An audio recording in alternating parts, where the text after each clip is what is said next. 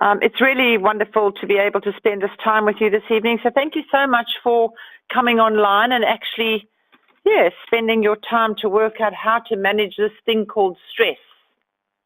So welcome.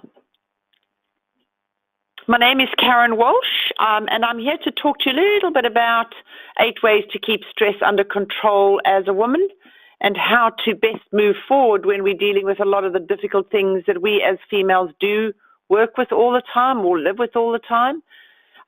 So it's really great to have you with me. So what I will be talking about, just some of the things is when we talk about stress, this is one of my favorite topics. Thanks for letting me know, Ali and Christine. I really appreciate that. And obviously, I'm hoping you can hear me as well. So when we talk about stress, one of my favorite topics with women is, there's a couple. One is resilience, one is managing stress, and the other one is emotional intelligence. But I always say, when women say to me, can you help me with stress? And thank you, Nalini, for telling me you can hear me. Would you like to be in a position where you can learn how to manage your stress well so you feel as if you're in control? Would you like to not feel as if life is getting on top of you and you can't cope? And it's a really interesting question, that, because the more I deal with women, and obviously I'm working with women all the time, the more I realize how amazingly stressed we truly are. I mean, we are actually very, very overloaded, very overburdened generally. And I think the interesting thing about women is that we often don't realize how overloaded we are. And I'll talk a little bit more about that as we go through the actual presentation. Would you like to be able to get rid of that anxiety you feel, the headaches you have, and the ongoing feeling of walking uphill? When I talk to a lot of women, they say, Karen, I walk around with this overall exhaustion, this overall sense of anxiety that drives me nuts. And I was running a training program in Tamworth about 2 years ago. I think I'll never forget this experience. It was about stress and how community workers deal with stress. And there was a woman who arrived, and the training started at 9. She arrived at 10, so she was late, and she was asleep on the table literally by 10:30. And so I stopped the program and we had coffee, and I asked her, if she was okay. And she had actually driven 6 hours to get to the training, and she was supposed to drive another 6 hours at the end of the training to go back home. And I said to her, why are you doing this? And she said, she really wanted to get to the training, and, in regional areas they don't have a lot of great trainers. And I guess the reason I'm sharing that with you is that she was prepared to drive back and forth 12 hours, do a full day's training, and still function. And when I look at a lot of the women around me, I mean, that's a bit of a dramatic, incident that I share with you, but there are so many women around me who I feel are we like the walking dead. We drag ourselves out of bed. We drag ourselves through the day. We can't wait to get home and lie in our favorite friend being our bed that night. There's a lot of women who are absolutely exhausted. And I think a lot of it is through stress. And would you like to be able to manage any situation calmly? Would you like to be able to stress less, be more relaxed, and not feel like a friend says to me she feels like a wrung-out chicken most of the time? And I mean, that's probably a little bit over the top, but how many of you on the line? How many of you on the line wake up most mornings feeling tired? So there's quite a few on the line. Any of you just tell me, do you generally wake up more mornings than not feeling tired? Yes, you do, Ali. How many of you actually can't wait to go, and this is going to sound even more crazy, wait to go home and get into bed and just lie and relax so there's nothing that worries you? How many of you are tired enough to worry about? Thanks, Sue. So there's lots of us who actually are exhausted half the time. And I think it's stress related. And I think what we know, obviously, that stress kills and stress exhausts. But how then do we as women manage our stress better? I think the problem is that women carry an enormous load, and I think it's getting heavier. And some of us feel like we're at breaking point. One of the interesting things in working with women is I think that so many of us are at breaking point and we don't know it. Now, I mean, I'm not wanting to, sort of make this as the kind of the doom and the gloom and the thundercloud. I think it's more around just being very realistic about how we are as women and how we do cope and what we need to do more of and differently so that we can cope better. And I think the other thing I wanted to say, ladies, is that probably as we go through this presentation tonight, there's a good chance that nothing, absolutely nothing I'm going to say to you tonight, you don't know. because, I think when it comes to stress and self-care and managing ourselves and looking after our lives and making us the most important people in our lives, we've been saying this for years, doctors, physicians, researchers. I think the most important thing, though, is that we don't necessarily follow it.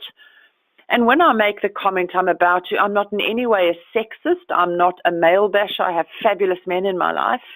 But I do think that women tend to be more resilient. I think we are able to carry more loads. And I think the downside of that is that we become so used to carrying the load that that's what we do. And often many women I work with or see or counsel or coach or train, they just tend to carry more and more and more.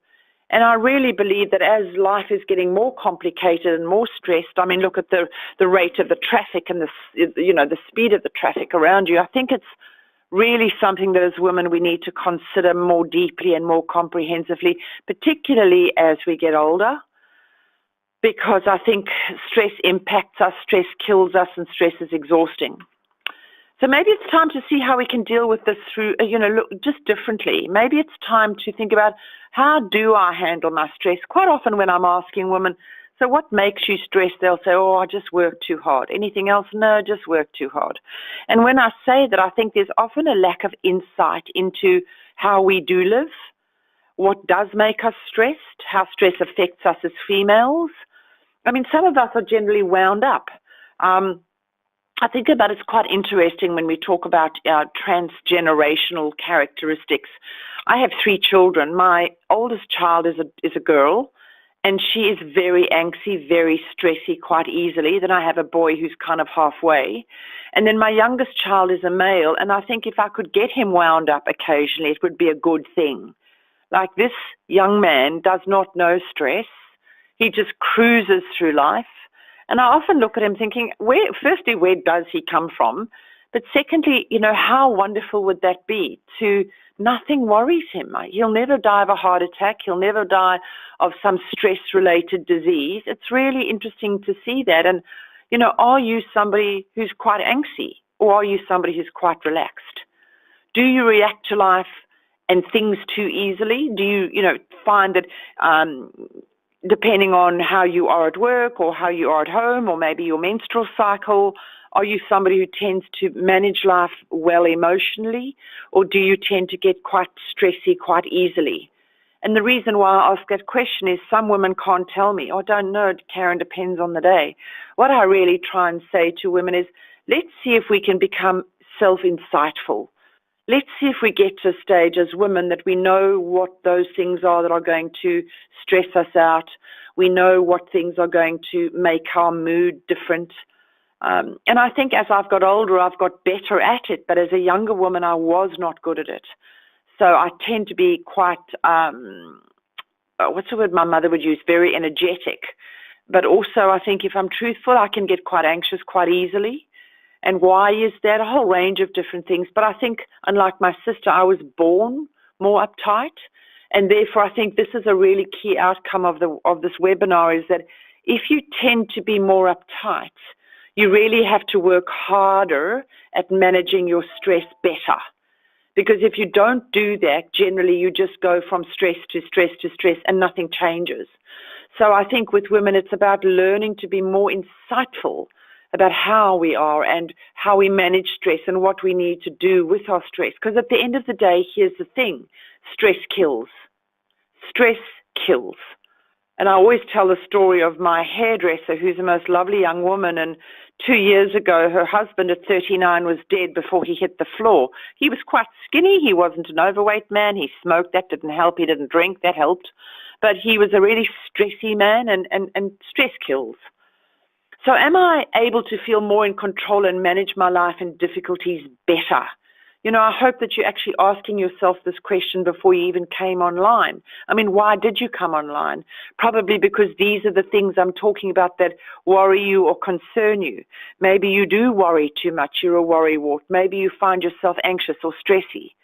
And how can you go about achieving your stress given what I deal with every day? And there was a woman I was talking to yesterday. Oh, my gosh, she has 4 jobs, ladies. She does 4 different jobs. And I say, so how many of them do you do in one day? Oh, 3 she'll do. So she'll go from her morning job to her afternoon job, to her evening job, and she's got three children. She's a single parent, and I really admire her. And I said, what a fantastic achievement and what a great woman you are. But the difficulty is that it's going to cost her her health, because she says, I'm just exhausted. And of course she is.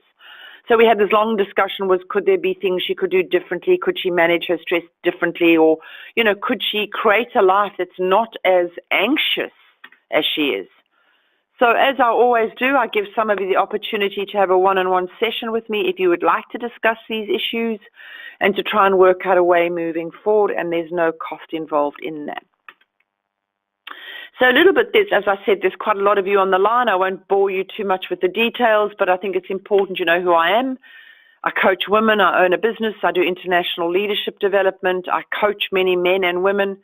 I'm a psychologist, and I was a university lecturer for many years. I work in Africa, in Fiji, and in Australia. And that's an interesting thing, because I'm sure some of you would say, oh, that's fantastic, and wow, wouldn't you love to do that? And I think the most important thing is I'm so grateful I can do these things, because it's just given me the most amazing life and wonderful opportunities to work cross-culturally and meet new people. However, and I think it's a really, a big however, it's stressful.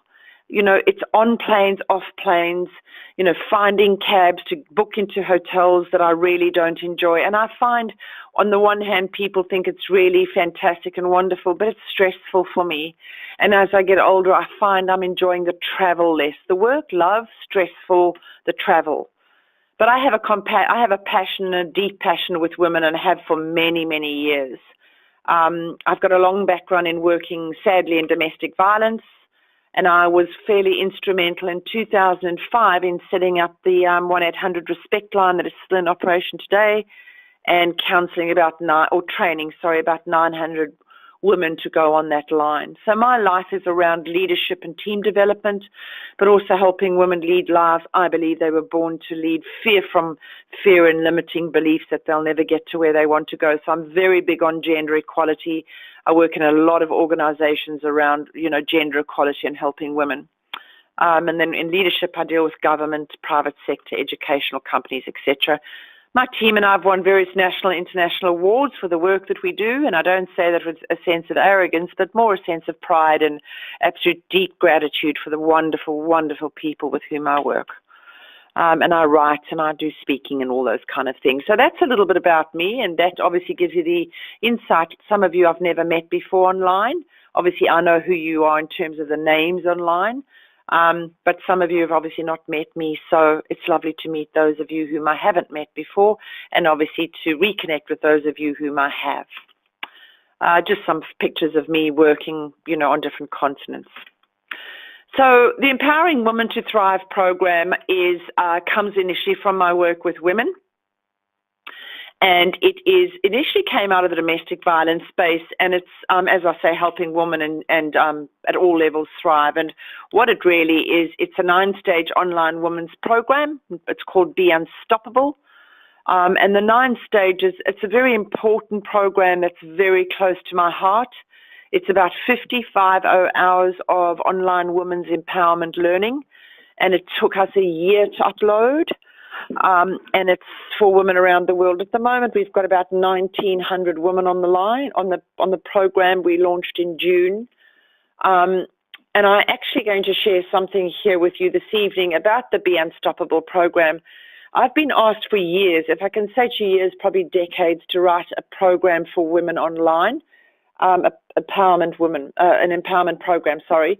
And I've always said, yes, I'll get to it. And I think the thing that stopped me from doing it was time and, raising 3 children and traveling and all the things I've explained to you that I do. However, about 3 years ago, I was involved in a familicide, which was obviously horrendous, but I share about this when I speak at conferences. And in this particular situation of familicide, a man actually killed his children and then killed himself.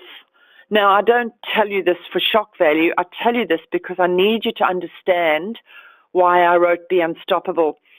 And I was asked to stay. It was actually overseas, and I was asked to stay after the event because the woman the wife in the family actually was in the program I was running.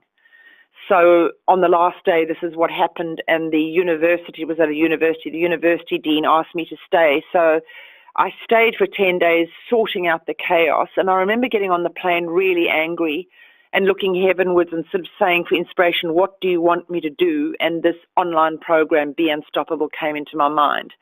So I share that with you as a deep commitment to women around the world and as a gift to putting back in the community for them.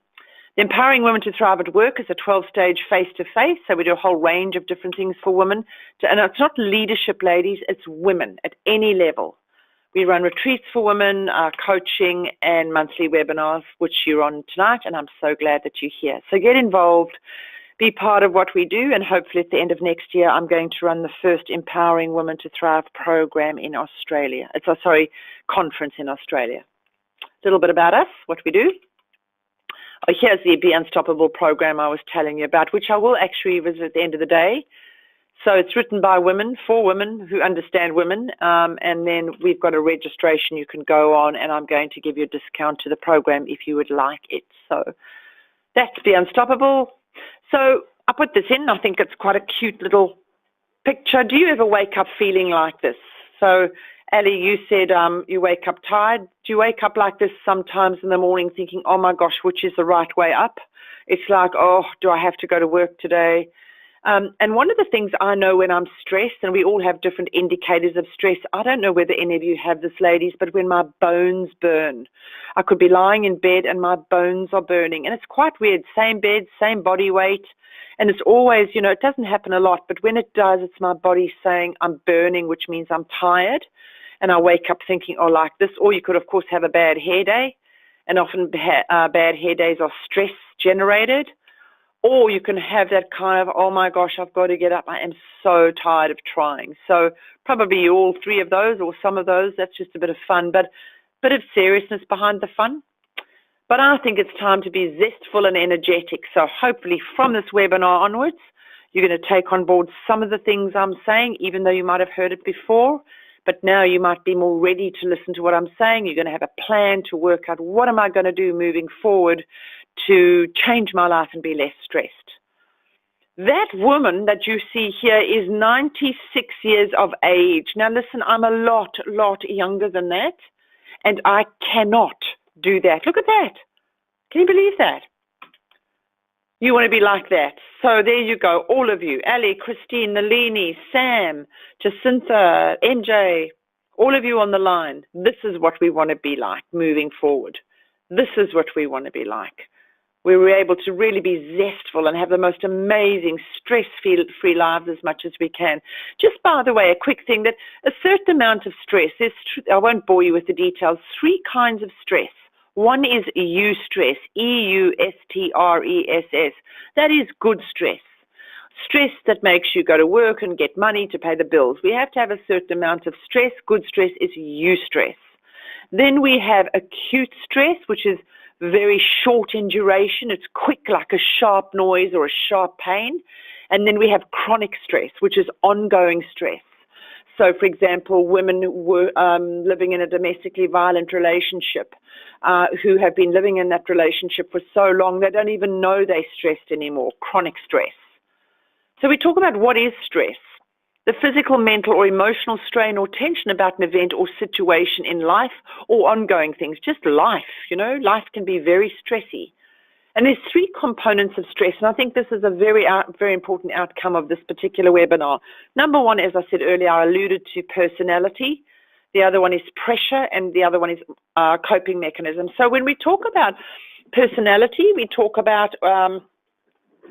if any of you online have done the Myers-Briggs type personality indicator, one of the scales is how you make sense of the world, how you structure your world, and that's the last scale. So on the left, you've got a J. So for those of you who haven't done it, and for those of you who would like to know more about it, if you've got a piece of paper and a pen, I always say when you come onto these webinars, have a piece of paper and a pen with you. So draw a horizontal line from the left-hand side of the page to the right-hand side of the page. On the very left side of the page, put the letter J for jolly, and on the very right-hand side of the page, put the word P for Peter. Okay, then down the very center of the page, a vertical line. Now, what Myers-Briggs talks about is that if you're on the left of the middle line, and the more you are towards the end of the page, it means the more dominant the behavior. So I would be probably, let's say, the middle line is 0 and the very end of where your J is 100. So I'd probably be at about 90. So it means that J is a very judging. So judging means not judgmental, but the J's in the world are very organized, very structured, we plan. So we tend to be more stressy. And I actually think that I plan and want things organized because it reduces my stress. For example, and my sister on the other end of the scale would be a P, which is perceiving. And those people are very easygoing. She'll be right, no worries. That's my youngest child, Matthew. And an example would be if I go and I've got a pile of washing to do, and let's say that there's 2 weeks of washing that hasn't been done. And if I go into the washing area, the laundry, I find it very stressful thinking, oh my God, I've got to sort through these clothes and I've got to work out what's got to be done. It's just stressful for me. Whereas my sister or my son would say, okay, doesn't matter, we'll get round to it, whatever. So then I will sort the clothes into bundles and I'll make sure I do them. What I find easier and less stressful for me is to do the washing regularly. So I keep it under control. I keep it manageable. It's not about being a control freak. It's about managing. And I think this is when we talk about managing stress. What are those things that you find stressy for you? Another thing that I find stressful, for example, is leaving things to the last minute. I cannot stand that. I rather would plan and I'd rather get things well in advance. You know, as my sister, for example, when we both were at university studying, I'd have my assessment in a week before, and she would literally, ladies, be doing her assessment and doing the last kind of look over 10 minutes before it was due in. And so watching her do that stressed me, whereas my anxiety to get it in on time, she just found absolutely ludicrous. So I think part of this webinar is working out what are the things that stress you. Do you tend to be a more stressy person, as I've described? And if you tend to be a J, then you've got to work harder at it. If you're a P, it also might mean that you've got to work harder at being more organized because you might miss things or things get in late, etc. So that's personality. When we talk about pressure is something that builds over time. Pressure is not something that you wake up and suddenly pressured. And a lot of time women will say, or people say to me, I just feel so pressurized at the moment. I woke up feeling pressurized. And I'll say, so were you this way yesterday? Oh, no, I was great yesterday. And yet when I scratch a little bit under the surface, the pressure's been mounting. I guess it's like a pressure cooker that you put the soup and the noodles and the meat in the bottom, and slowly but surely you boil it until it's cooked. Stress generally happens over time, and it builds up and up and up until you're at a pressure point. And when you're at a pressure point, you start feeling stressed, your back aches, your head aches, your hips ache, your bones burn, whatever it is, and now you're entering the realm of stress. But the important thing about pressure and stress is that you can actually keep pressure and stress at bay if you use a range of coping mechanisms to help you on an ongoing basis. Diet, making sure that you exercise 3 to 4 times a week, 30 to 40 minutes a time. And generally we don't do this well. Things like having time out, things like sleeping 8 hours a night, lots of water, little alcohol, obviously cutting out the cigarettes and all those kind of things. And what we know from the research is if you have and use and call more coping mechanisms every day to live a well-balanced, rounded life, you will keep your pressure under control and you will keep some of your stress that comes from maybe a more upwound personality at bay. So the coping mechanisms, which I'll talk about a little bit later on, are absolutely critical to us as women to manage our stress. And of course, when we talk about women and the roles we play in communities and life, we tend to carry more loads than our male counterparts. Now, they might, for example, carry more load in that they've got to earn money supposedly to come home and feed the family. And often I'll say to women, what do you do? And she'll say to me, oh, I'm just a housewife. I say, just a housewife? And what do you do? And when we break it down, she cooks, she cleans, she does the washing, she goes and orders the food, she fetches the kids, she does the taxing, she looks after the aging parents, she fosters children. Look, I don't have to tell you this. You know what I'm talking about. Therefore, this slide that in front of you, I need you to really think about. Are you wound up in the beginning or not? Have you got a lot on your plate? Because the more you've got on the plate, the more you've got to be determined to look after yourself, and you've got to make it a regular, daily, hourly, weekly dedication to you, the goddess of your life, that you are going to put you first and not everybody else, and then you as an afterthought. And that's a real critical message tonight, is to make you the goddess of your life and not everybody else first. Because if everybody else comes first and then you, that's how you will be last. Stress is directly related to the way in which we feel pressure and our ability to cope with it. And I explained, the more you have coping mechanisms, the more you can deal with your stress. So an example is problem number one. This is us as females, we take on far too much. And then we walk around exhausted. I reckon we are the most exhausted people, gender, of them all. So many of us, as I say, are plain exhausted. We spend much of our time looking after others and forget ourselves in the process. I know it's difficult, for example, if you've got young children and, you've got to look after them and all that sort of stuff. But at the same time, your husband or your friends or your mum or whoever else can take over. We just take on more and more. And because of this, there's little time for us in our own lives. We feel stressed, overwhelmed, and quite often over it. I will say to you that when I've got my counseling hat on, my psychology hat on, I see more young women between 18 and 25 with panic disorders and panic attacks than I ever have. And what is panic? The basic driving thing behind a panic attack is fear.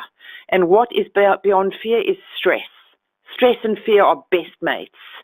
So I think we need to really start thinking about, when we talk about stress, when we talk about anxiety, when we talk about panic attacks, depression, stress is there, and it's because we're not managing stress well, we're not making ourselves our priority, and we're not looking after ourselves.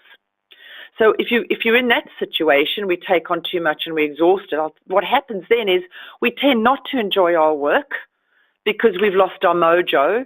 Very often our relationships struggle. But here's something I want you to consider. It's not even our relationships with other people. It's actually our relationship with ourselves that struggles. We start thinking negatively about ourselves. We start thinking negatively about our lives.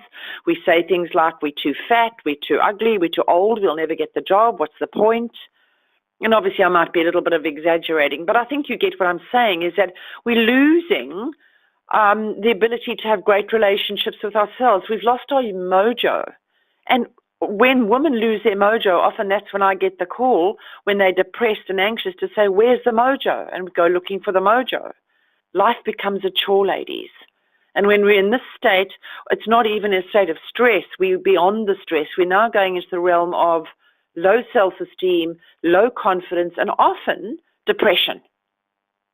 Now, I know that out of all of you on the line tonight, and there's a fair amount of you, that half of you, if not more of you, would be knowing exactly what I'm talking about because you're already there. Problem number two, we want change, but we don't make it. So you could get off this webinar tonight and say, yep, I'm going to make the changes, but don't. Well, again, you could have the best coach, facilitator, psychologist, therapist. At the end of the day, if we want change in our lives, the only person who can change our life is us. And we know this. We dream of things being different. We want a new life with more excitement and less stress. We think about Monday, Karen, I'm going to start. Monday, Karen, I'm going to lose weight. Monday, Karen, I'm going to stop the smoking. Monday, I'm going to cut out the alcohol. I call it the Gunner Club. The Gunner. I'm going to do this. I'm going to do that. And so when are we going to be the doer as opposed to the gunner? So I think it's a really important point. I was talking to my daughter and her friends on Saturday about this, and they were killing themselves laughing, the gunner. One of her friends, let's call her Jay. Jay has been wanting to lose weight for, if I say to you 12 years, I'm kidding you not. And I say, how are you, Jay? And she said, oh, I'm good, but I hate my weight and I'm looking so ugly. So I see negative self-thought, negative self-thinking.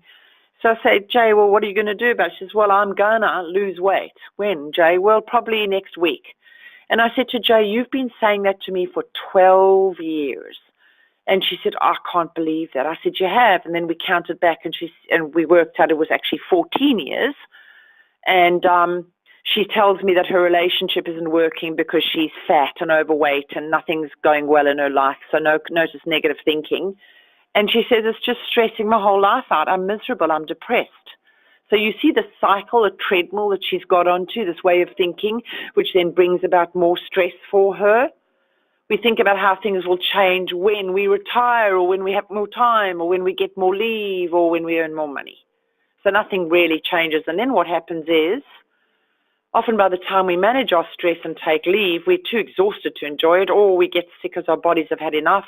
We don't get to enjoy ourselves for many reasons. And it's an interesting thing there. I just wanted to make a point here. Have you ever been in a situation where you're working really hard and you're putting in the hours and you're really, striving to go on holiday, even though you feel exhausted and you think to yourself, I can't wait to go on holiday. And then you go on holiday and within the first 2 or 3 days you're sick? Have any of you ever had that, ladies? Have any of you been in a situation whereby you think, oh my gosh, why am I sick? I'm on holiday. I should be having a great time. Well, the reason why you're sick is that your body was just waiting for a little bit of time to relax so it could get sick. And you might say, well, then what's the point of going on holiday? No, that's not the way of looking at it. The way of looking at it is manage your stress, look after your health, look after your bodies, look after your minds, your hearts, your souls, so that when you do go on holiday, your body isn't, excuse me, waiting to get sick. It's just waiting to really relax and have a good time. And how does the woman who manages her stress well live? Well, she's in touch with how she feels about things. She's able to work out where her stress comes from. She doesn't sweat the small stuff. I think that's such a good point. So many of us worry about things that don't even matter. I think we do that better as we get older. As I'm getting older, the small stuff doesn't worry me anymore. If I don't look good, if my hair looks funny, or, if I've forgotten something at home, it doesn't matter. She can say no and not feel bad or guilty. The plight of women take on more and more and more. But women who are savvy and manage their stress well say, no, I can't do it. She doesn't take on too much because she knows what her realistic expectations of herself are and of others. She puts herself first. Solutions to problem number 1, we take on too much. First thing, for things to change, first I must change. But realistically, look at all aspects of your life. Where are you doing too much and what can you cut back? Where do you live? Where do you work? Do you work too long? Do you work too many hours? Are there things you can cut out, cut down, cut back on? Where does your life take on too much? How does it happen? What do you need to cut out? And I think the important point with this is, so how will you do that? If, for example, a friend of mine fosters children, and yet she's sick all the time and stressed all the time. And I say, well, why do you do it? Oh, well, because I think I should. And, these children don't have a great family life. And I say to her, I think it's admirable and courageous. But you're not going to be around to take on more kids because you're actually stressing yourself to death. She's sick all the time, always got a sore throat, always got a sore back. So we had this discussion of what are you going to do to cut back to live well? Because here's the thing, ladies.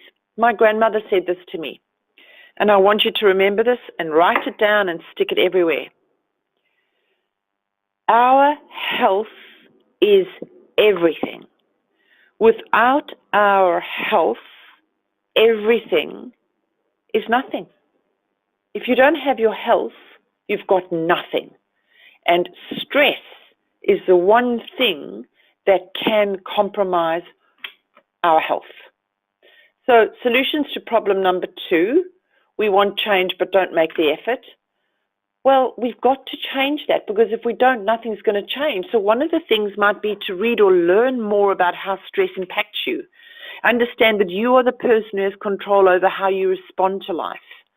So what I mean by that, do you react, do you respond? So I could be standing here, and let's just say that somebody says something that might be rude about women, right? And I've got you, Ali, standing here next to me. So we've got two women standing, and we hear exactly the same thing. And Ali, you might get really agitated, and what a rude, arrogant person to be so rude about women, right? So you get agitated, you get frustrated, and you get stressed. And I could be standing next to you listening to exactly the same thing, and I'd just say, oh, well, obviously that person's really uneducated, and, that's their problem, and just literally wash it off. Now notice that there we are, both with the same stressor, as we call it, but you tend to react to that, whereas I respond to that. And I think that's the point. Women who respond to things in a way that doesn't get them agitated and stressed tend to deal with life more effectively. Women who tend to react and get frustrated easily and take things on tend to, as I say, react to life and ultimately are more stressed by things that they encounter. There are many things in life that we have no control over. So why do we get stressed over them? What's an example? Aging. We're all going to get old and we're all going to get wrinkly. There's no point in getting stressed over that. If you miss the bus going to work, it's inconvenient and frustrating, but just catch the next one. Don't stress because your boss is going to get angry and, you're going to get into trouble. There's nothing you can do about it except maybe work more overtime to make up the time lost and apologize. But don't react, respond. Get a handle on the things that get you stressed. I think that's really key. And practice the things that you think you can use to relax a little bit more. Get a mantra to help you stay calm. As I said earlier, I do a lot of traveling and I hate flying. Can you believe this? I fly everywhere. And when I get on that plane and when it's the turbulence that gets me, I just have the mantra. And the mantra is literally this: stay calm. Deep breath in, calm, calm, calm. And generally the mantra, I get locked into this calming mantra that keeps me more able to respond to the situation of turbulence as opposed to react and get all stressed, because I'm capable of getting very stressed in turbulence. So 8 ways to manage your stress well. As again, probably none of these you don't know, but focus on being well. Keep well as best you can. I really believe that the better you are health-wise, the more you can manage your stress. Exercise is key to managing stress. So 3 to 4 times a week, 30 to 40 minutes a time. And it could be a walk, it could be a swim, it could be going to the gym, yoga, meditation, all of these things, but we need to be focused on exercising more regularly. Eat well, healthy diet. Too many of us women, and I think particularly as we're getting older, we're packing on more weight than we should. We need to keep our weight down so that we have more energy and obviously more able to enjoy life more, to move more, which is then ties into exercise regularly. So the healthy diet is obviously, the vegetarian stuff, the nuts, the legumes, all those sort of things, but things like fatty foods, foods that aren't good for us, processed foods, less of those, much, much less of those, and more of the vegetables and the fruit that we know. Fish is fantastic. If you're going to like meat, the piece of meat you eat should be no longer or bigger than the palm of your hand. Lean cuts, 8 glasses of water a day. Watch your diet. It's really important to eat well. Surround yourself with positive people who are fun to be around. The effects of negative energy on people has been studied and continues to be studied. And it's really interesting because there's a lot of outcomes of research that says that if you surround yourself with negative and pessimistic people, it actually starts to impact our health. And we start not to be as optimistic ourselves, and it starts to affect us as humans. So really surround yourself with great people. As I say, watch those things that stress you. Another thing that stresses me is if I'm tired. If I get tired, I stress more easily, which buys into resting more and sleeping more. So watch what stresses you. Build your confidence in any way you can. So positive self-talk, I can do this, I can recover, I can get the job I want to, I can have a fantastic career. So speak confidently to yourself, build your confidence. This is a key thing, particularly for women at work and in relationships. Communicate your needs assertively. The amount of time I see or work with women who are walked over, who don't, stand their ground, who aren't assertive sufficiently, it becomes a really difficult issue for women, because I think very often we walk away feeling frustrated with ourselves and others that we didn't have our say or we didn't stand up for ourselves. And I think it's very stressful, particularly for women in business or women in relationships where they feel as if they're not heard. So to manage our stress better, we need to be able to have our say and to communicate well. And again, sleep is absolutely critical to how we are with our stress. And I think, if you look at these 8 topics, there's nothing here that really you don't know. You know all these things, but you don't necessarily do these things. And I think there's problems in those. So those are the 8 ways to manage stress well. And I think the 9th would be to laugh, to have fun, to really try and arrange those things that you love and you enjoy. And to be around people that you enjoy. So Mamma Mia, the show, I love live theatre, I love humour, I love positive people, I love the movies, all those kind of things that help me enjoy life and manage stress. And I guess the question is, so what's yours?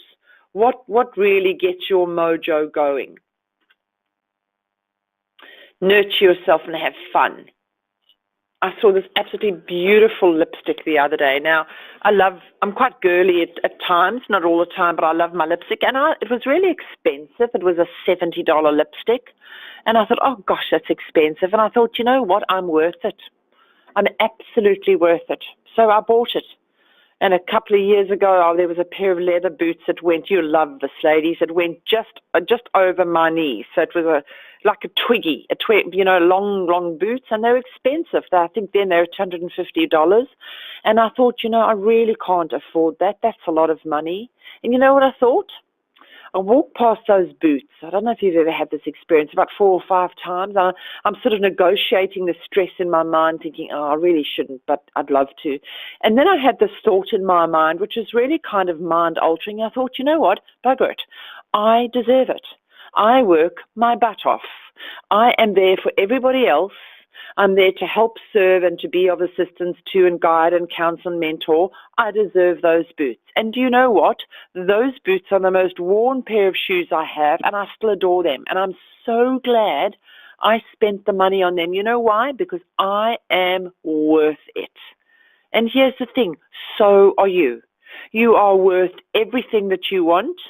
And if you can afford it, even though it might be risque for a month or 2, I say, you know what, ladies? Do it.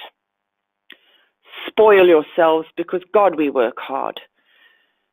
So I like to believe that the Empowering Women program and all the work that we do with women takes them from this to this. And that's not necessarily only in my domestic violence work, it's in life overall.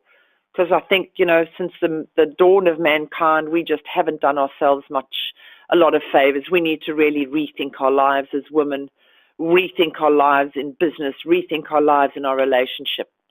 For you or your organization, we come into organizations if you're interested. We run programs. We do a lot of work in construction. And we're now entering to law. So we come in and we actually run Empowering Women to Thrive programs at work. And it's not for leaders, it's for women. So it's the admin woman, the secretary, the sales rep, the typist, for women around the organization who seems to be forgotten. How many women in organizations are forgotten? It's all about women in leadership and women at the top. Well, what about the other women? Because they're just as important. So coaching, and so that's the website. You're welcome to go on and have a little peek and see what we do.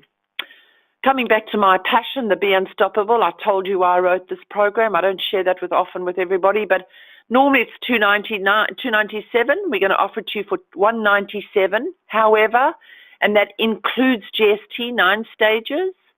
It's on, go to empoweringwomentothrive.com. You use the code at checkout, BU-Thrive, and that will get you the $100 discount if you would like. If not for you, for your daughter, for your partners, for your mums, your aunts, There you go, sister, mother, friend, aunt, neighbor, it doesn't matter who. This is my gift to women. I say one woman at a time. The actual stages are written in a particular order: personal empowerment, taking control of your life. The program has been written by a woman overseas she uploaded, but she actually put into an online format. And it's really interactive: quizzes, games, articles, YouTubes, readings, lots of fun, lots of engagement. The second stage is your story, you really matter, because so many of us don't think we do. So that's all about putting yourself first and making you realize how important you really are.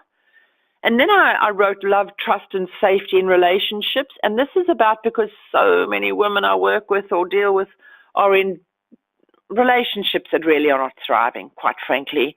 Quite often I'll say to women, so what is a healthy relationship? And yep, they don't really know. I had a woman the other day, and she was talking to me about this particular program, Be Unstoppable. Now, $197 is really not a lot of money for 50 hours, 50 hours. That's how long it'll take you, of empowerment. And she said to me, look, I have the money. And she said, but I really need to ask my husband if I can spend it. And I said to her, well, okay, that's interesting. Why do you have to ask it? Do you earn it? Yes, she says, I earn it. I said, so why do you have to ask him? And she said, well, because he manages all the money and I only spend what he says I can spend. So I didn't say anything, and I just thought, your relationship is really interesting for me, in that you have to ask somebody if you can spend $200. And I didn't make a judgment about that. That's not my call. But I think it's interesting about what sort of relationship are we in? You know, are we in control of ourselves? I'm not saying to be in control of the relationship, but we do need to be equal in our relationships. Otherwise, it's a one-sided relationship. Stage 4 is about women in business, leadership, assertiveness, leading with impact. And then stage 5 is managing stress, much of what we've talked about tonight. 6 is communicating assertively and confidently at work, having your needs met, having your say in meetings, as careers. I say that we as women need to learn to claim our seat at the table of organizational greatness.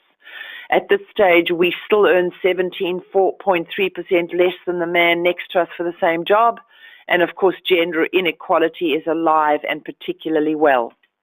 7th stage is you, the emotionally intelligent woman, probably my favorite topic of them all. But teaching women how to be emotionally intelligent and how to make sure that their emotions work for them and not against them. Real resilience is bouncing forward. I think women are particularly resilient, but I think we could learn more how to think in more resilient ways.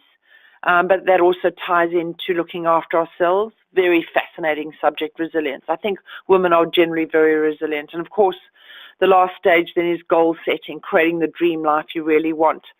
The youngest woman I've got on the moment on this program is 14, I found out the other day, and the oldest woman is 86. So it's a really interesting range of women on the program. But anyway, that's just for you if you'd like to. If you would like to book a free session with me, just write this down. The time I time trade, you book in on that link. If you do not have a pen or paper with you, that's okay. My marketing guru, MJ, will send you an invitation where you're able to talk to me about anything confidentially, your life, your love, your relationships, your stress, your work, anything that you would like to talk about, and you would be able to come through on that time trade session. So moving forward, follow us on Facebook, Empowering Women to Thrive. I do 2 to 3 blogs a week on Facebook about women, all a range of different things, personal empowerment, managing stress, building confidence, building self-esteem, what to do in domestic violence. Instagram we're on at Empowering Women to Thrive. The website is obviously KarenWalsh.com.au. And follow us, because we would be very, very interested to hear from you and for you to be part of our tribe and to be part of what we're doing and what we're trying to do in terms of helping women thrive. So there you go, ladies. It's been an absolute pleasure working with you this evening. I'm pretty much spot on time. There's a couple of minutes. So do any of you have any questions that you would like me to answer?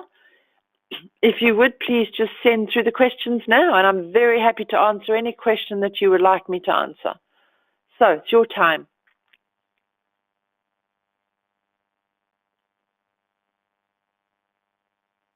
Okay, so I have a question here from Sue, and Sue is about, she's saying that the major issue she has that creates stress for her is a lack of confidence.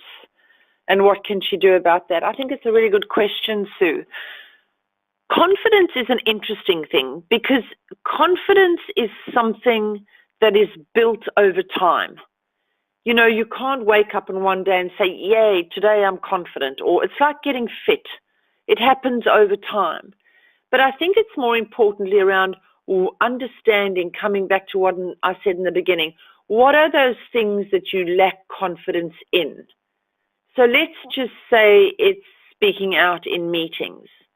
My question then to you is, so what do you need to do to be more confident to speak out in meetings? So an example might be, I could prepare more for the meetings. Okay, so you could think about the sort of contributions you want to make and the things that you want to say.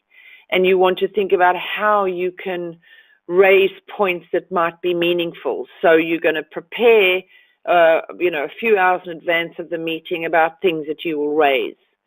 So once you start to raise points in meetings and people start to take on board what you're saying, and they thank you for your contribution and they follow your contribution, you start to gain confidence. And the more you gain confidence, the more confidence you get.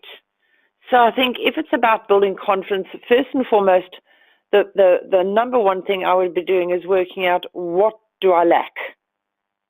And what can I do to build confidence in those areas that I lack? And once you can come up with a couple of action plans to work out what it is, then do more of those things. Actually make an action plan, a goal, SMART goals. What am I going to do? When am I going to do it? How am I going to do it? And how will I know that I've been successful at doing it? That's what I would be doing. So you actually start creating little mini plans to gain confidence over time in the things that you feel that you lack confidence in. And that's one of the key things I always say. There's a great saying, I think it was a Buddhist saying that I learned a long time ago, and it says that inch by inch, life is a cinch. Yard by yard, life is extremely hard. So just little steps, one thing at a time, is what you need to do to make sure that you build confidence over time. So thank you, ladies. It's been an absolute pleasure. I've loved being with you yet again. Think about what you've learned here tonight. If you would like the podcast, I'm very happy to send it through to you, or I can get MJ to do it, and you can listen to it and watch the PowerPoint again. And when MJ does send you the invitation to the free session, please let her know if you would like the podcast. But until next time, I've been so happy and so it's been such a pleasure to work with you this evening. So go out and thrive. Ring us if you need us. Ring us if you want us to come into your organization or your life, quite frankly, to help in any way we can. And we will look forward to connecting with you in the future. So God bless and thanks once again. It's been an absolute pleasure. Take care. Bye for now.